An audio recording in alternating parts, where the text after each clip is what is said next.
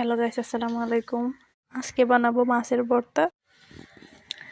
ভর্তা বানানোর জন্য অনেকগুলো মাছ ভেজে উঠিয়ে নিচ্ছি।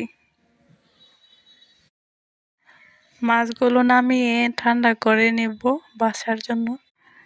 তারপর এগুলো ভালোভাবে কাটা ছাড়িয়ে নিচ্ছি। এখন পরিমাণ মতো শুকনো মরিচ ঢেলে নেব। নাড়তে নাড়তে মচমচা করে ভেজে নেব। তারপরে মরিচগুলো গুঁড়ো করে নিচ্ছি। শুকনা মরিচগুলো ভালো করে মিহি করে নিতে হবে যেন ভর্তাটা ভালো হয়। পেঁয়াজ দিয়ে দিলাম, স্বাদ মতো লবণ দিয়ে মাখাচাকা করে নিচ্ছি। তারপর গুঁড়ো করা শুকনা মরিচ দিয়ে দিলাম।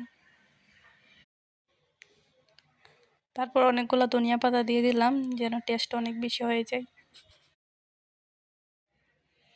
তারপর বেজে রাখা মাছগুলো দিয়ে দিচ্ছি।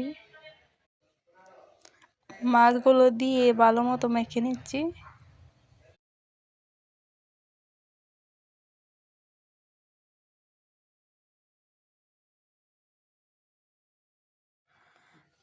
এবার আমরা সরিষার তেল দিয়ে মাখাচাকা করে নেব।